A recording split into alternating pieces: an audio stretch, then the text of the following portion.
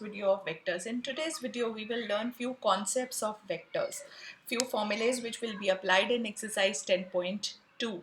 So let's continue. First and foremost thing is we should know how to add two vectors. For addition of two vectors, we basically use triangle law if the two vectors are continuous. Can you see the arrowhead AB and BC? They are continuous, and sum of two continuous vector is equal to a discontinuous vector. This is law of vector addition. AB vector plus BC vector equals to AC vector, a discontinuous vector.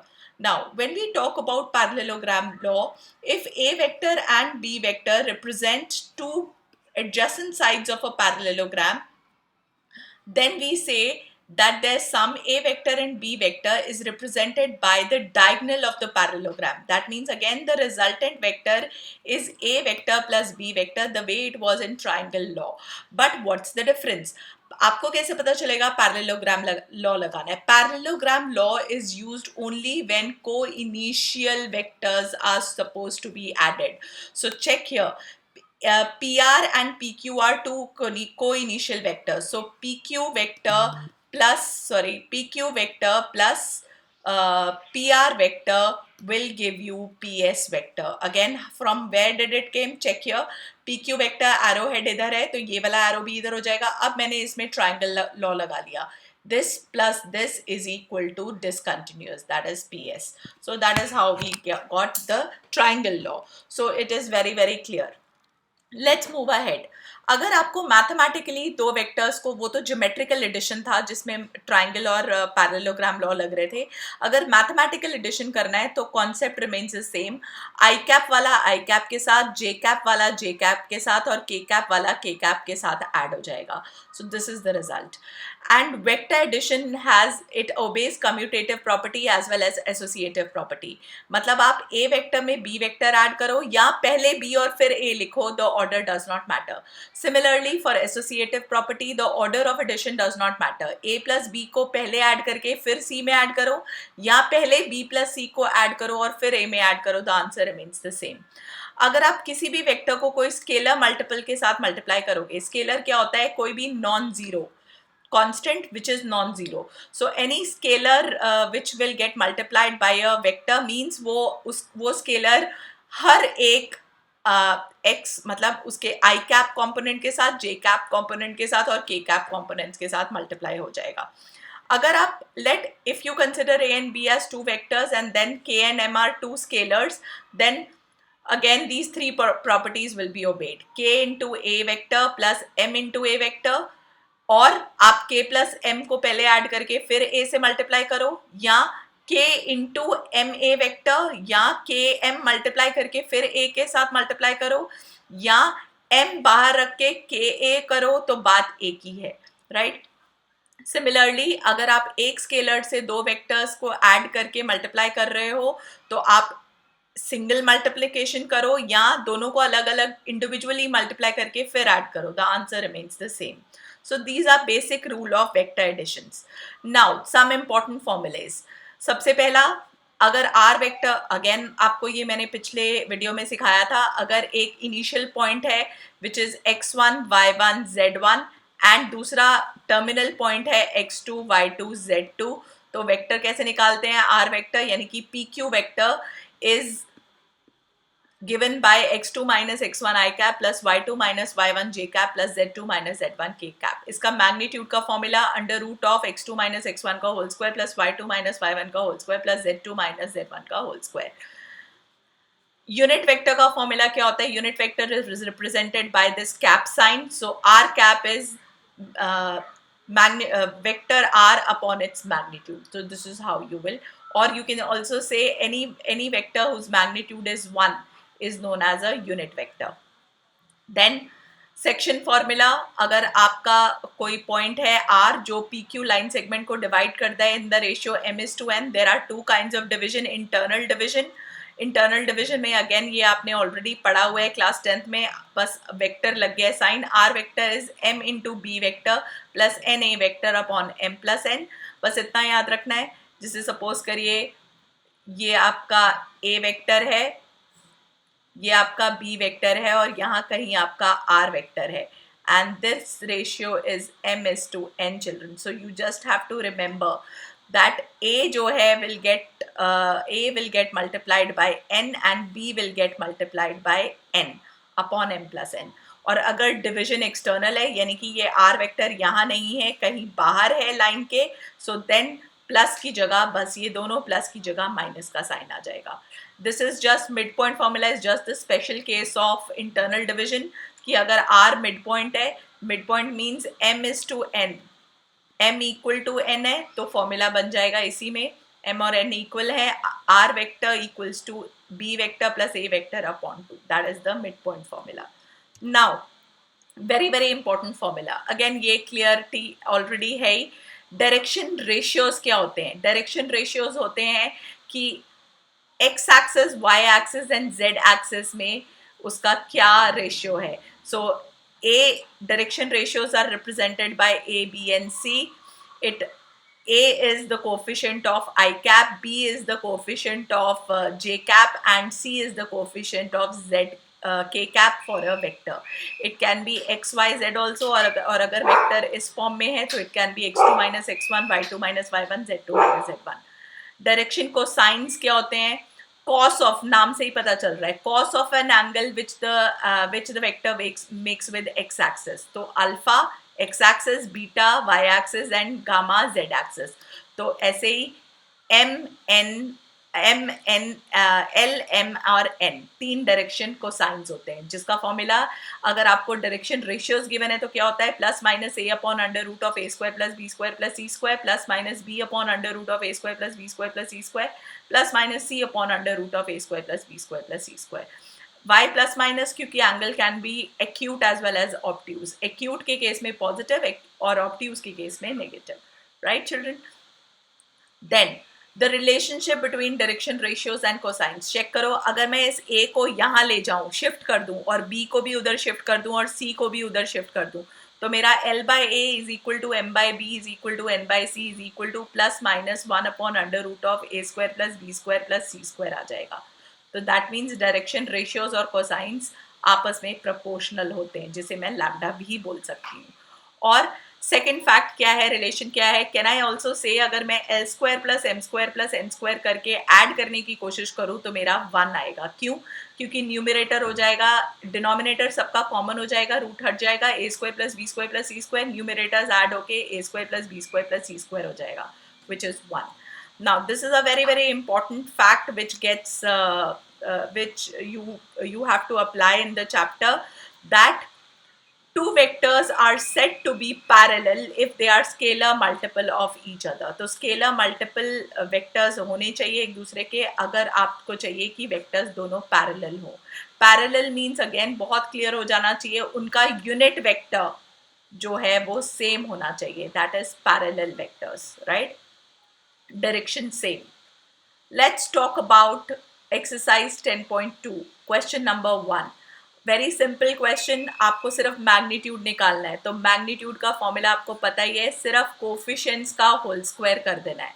तो first वाला answer आ जाएगा 1 का square plus 1 का square plus 1 का square. ऐसे ही second वाले का 2 का स्क्वायर प्लस माइनस 7 का स्क्वायर प्लस माइनस 3 का स्क्वायर. ऐसे ही सी का 1 बाय रूट 3 का स्क्वायर प्लस 1 बाय रूट 3 का स्क्वायर प्लस 1 बाय रूट 3 का स्क्वायर. माइनस साइन का होल स्क्वायर करोगे तो पॉजिटिव ही आएगा, तो sign will not make a difference when we are taking magnitude. Okay, now trick for question number 2. आपको दो ऐसे वेक्टर्स लिखने हैं जिसका सेम मैग्नीट्यूड है, different vectors but same magnitude. So the trick is very very simple. Suppose करो आपने ये X I cap plus Y J cap plus Z के कैप लिया है, आपको इसका मैग्नीट्यूड क्लियर है कि under root of X square plus Y square plus Z square आएगा.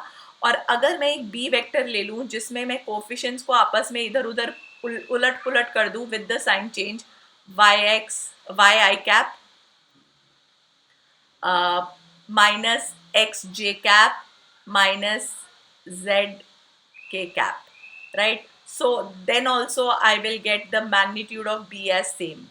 The sign will not make a difference because whole square है, right? Minus इसका whole square plus minus z का whole square. Again I will get both the vectors magnitude same. So अगर question ऐसा आता है कि कोई भी दो वेक्टर्स लिखो जिसके मैग्नीट्यूड सेम हो लेकिन वेक्टर्स डिफरेंट हो, तो अगर आपने एक 2i minus J cap plus 3k cap लिया है तो आप बी वेक्टर, मतलब you can give infinite example, this can be plus I cap minus 3j cap minus 2k cap, just मैंने उल्टे पुल्टे कर दिए कोफिशिएंट्स को, right? So that is question number 2 for you. Question number 3 का भी almost थोड़ा सा लॉजिक क्लियर हो जाना चाहिए, ट्रिक क्लियर हो जानी चाहिए. Two different vectors having same direction. Again अगर मैंने ए वेक्टर लिया है X I cap plus Y J cap plus Z के कैप, तो मैं बी वेक्टर उसका कोई भी स्केलर मल्टीपल, मतलब कोई भी लैम्डा से मल्टीप्लाई करके लूंगी तो मेरा आंसर अगेन सेम आएगा. वाई सेम आएगा? लेट मी शो यू कि डायरेक्शन सेम होना मीन्स उनके यूनिट वेक्टर सेम होना. सो चेक करिए, अगर मैं ए वेक्टर ले लूँ i cap plus 2j cap plus 3k cap, और मैं बी वेक्टर ले लूँ इस पूरे को 2 से multiply, 2i cap plus 4j cap plus 2 3 6k cap, then check out a magnitude a unit vector which is a vector upon its magnitude, children. So it will be I cap plus 2j cap plus 3k cap upon under root of 1 plus 4 plus 9, right? So this is 14.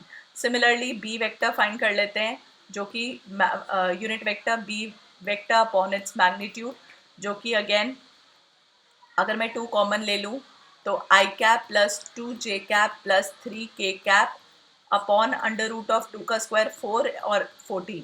So 4 again बाहर आ जाएगा और अंदर root 14. So check करिए ये 2 और 2 cancel हो जाएगा, और चेक करिए कि क्या हमारे वेक्टर्स सेम रहे, यूनिट वेक्टर सेम रहे, हाँ रहे. सो that is the trick for question number 3.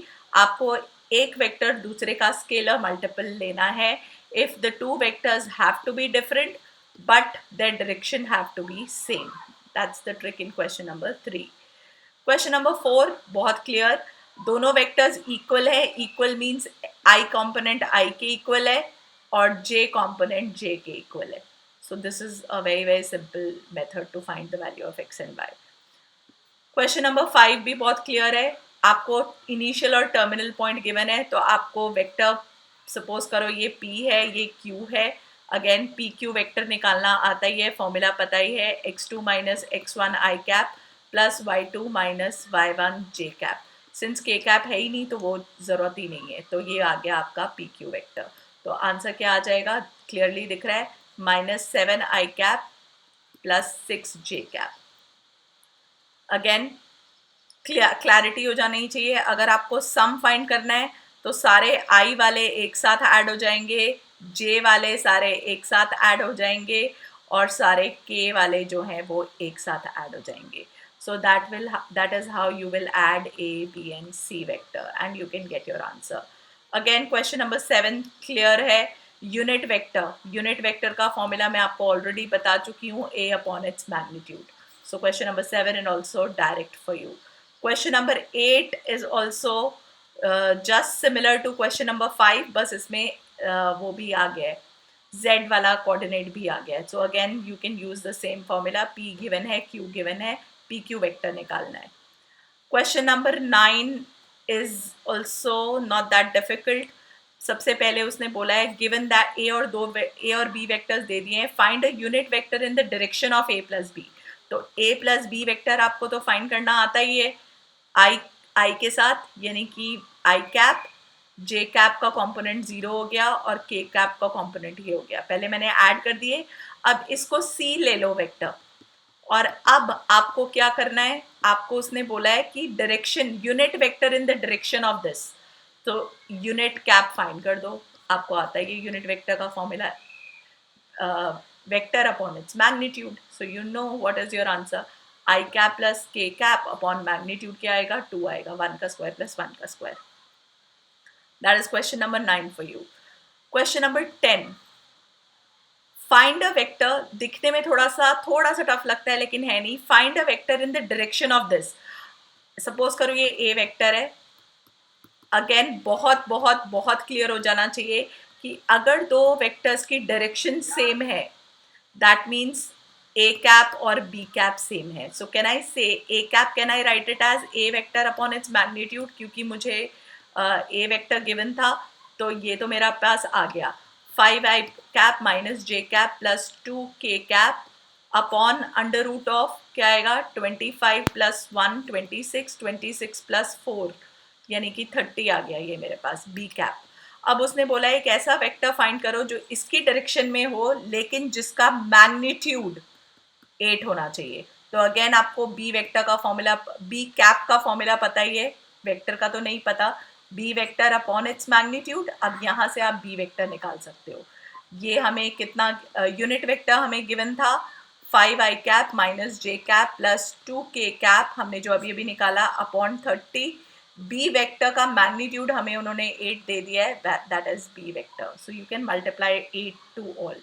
So answer will be 40 upon root 3, root 30 I cap, 8 5s are 40, minus 8 upon root 30 j cap, that is the component in the y direction, and then 8 2s are 16 upon root 30 k cap, that is your b vector. Question number 11 again one marker है. Clearly मैंने notes में पिछले में लिखा दिया था कि अगर दो वेक्टर्स को लीनियर है वो एक दूसरे के स्केलर मल्टीपल होंगे. तो चेक करो क्या मैं इसमें से -2 कॉमन ले सकती हूँ, तो अंदर क्या आएगा, अंदर आएगा ना 2i cap minus 3j cap plus 4k cap. So clear हो गया कि अगर मैं इसे a वेक्टर ले लेती हूँ तो a vector is minus twice b vector, right. So that is they are collinear, therefore collinear. Collinear में मैंने आपको अगेन क्लियर सिखाया था दो वेक्टर्स तब कोलिनियर होते हैं जब वो एक दूसरे के स्केलर मल्टीपल होते हैं. अगेन क्वेश्चन नंबर 12 डायरेक्ट है. हमें डायरेक्शन कोसाइंस फाइंड करने हैं चिल्ड्रन. सो पहले डायरेक्शन रेशियोज आ जाएंगे. Direction ratios a b c. A क्या होता है, coefficient of i cap, b coefficient of j cap and c coefficient of k cap. और आपको एल का फॉर्मूला पता ही था, plus minus a upon under root of A square plus B square plus C square. अब क्योंकि a तो already positive है तो l क्या हो जाएगा 1 अपॉन अंडर रूट ऑफ 1 का स्क्वायर प्लस 2 का स्क्वायर यानी कि 1 प्लस 4 प्लस 9 यानी कि रूट 14. सिमिलरली m क्या हो जाएगा 2 by root 14, right. And similarly n क्या हो जाएगा 3 upon root 14, right. That is how you will find direction ratios, cosine sorry. Similarly 13 भी बिल्कुल सेम है. 13 में पहले आप ए बी वेक्टर फाइंड कर सकते हो, वो आपको फॉर्मूला आता है, 2 पॉइंट गिवन थे तो x2 minus x1 i cap plus y2 minus y1 j cap, right, plus z2 minus z1 k cap. Now इसमें a b और c अगेन क्लियरली दिख रहे हैं, x2 minus x1, y2 minus y1 और z2 minus z1. अब again आपको L M N निकालने आते हैं. a upon under root of A square plus B square plus C square. Similarly m is b upon under root of this and similarly n is c upon under root of this. That's question number 13 for you. Now question number 14 again आपको equally inclined दिखाना है. तो कोई भी चीज equally inclined कब होती है, जब उनके angle alpha beta and gamma, x axis का angle of the vector, y axis with the vector and z axis with the vector equal है. तो this is what you have to show.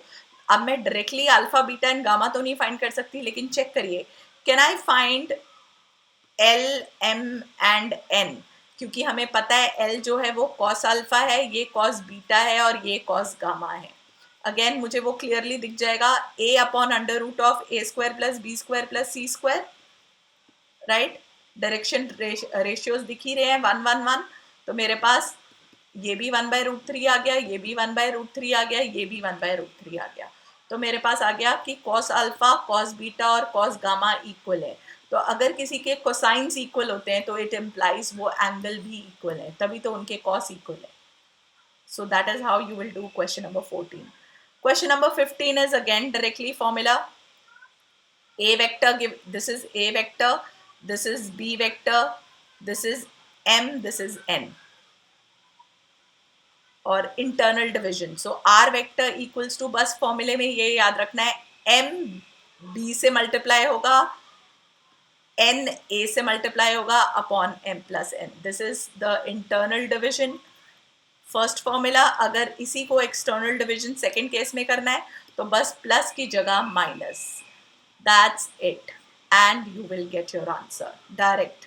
याद रखना है, right please. This is the only thing which you have to remember children, कि पहला जो vector है वो दूसरे वाले रेशियो से मल्टीप्लाई होगा, बस इतना ध्यान रखना। सिमिलरली क्वेश्चन नंबर 16 करना है। क्वेश्चन नंबर 16 में मिड पॉइंट है, तो मिड पॉइंट का अगेन आपको फॉर्मूला पता है, R vector is A vector plus B vector upon 2।